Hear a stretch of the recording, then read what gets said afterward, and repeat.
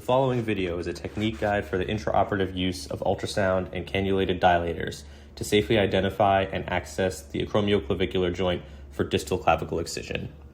None of the authors of this technique guide have anything to disclose. The senior author of this technique guide performs shoulder arthroscopic procedures in the beach chair position. However, this technique can be easily replicated in the lateral decubitus position. Gel is applied non-sterilely to the face of a linear ultrasound probe and is then draped with a sterile ultrasound cover. Sterile ultrasound gel is liberally applied over where the AC joint is expected to be based off of the palpation of bony landmarks. The ultrasound probe is applied to skin over the joint oriented in the sagittal plane, with the probe to be oriented so that the visualized anatomy corresponds to the ultrasound display screen. The probe is moved from medial to lateral and vice versa until the interval between the clavicle and the acromion is directly visualized under the center marking of the probe.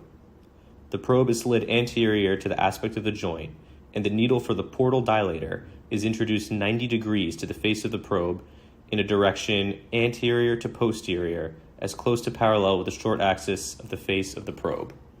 The needle should be visualized in the AC joint as seen as a hyperechoic point, often with reverberation artifact deep to the needle.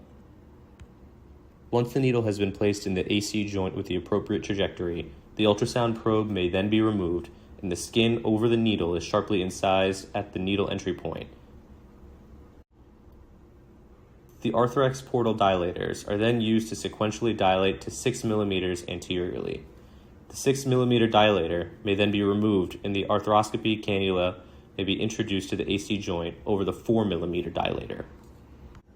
At this point, a guide wire can be advanced across the joint through the arthroscopic cannula, exiting the joint posteriorly and advancing through the skin to establish the position of a posterior portal.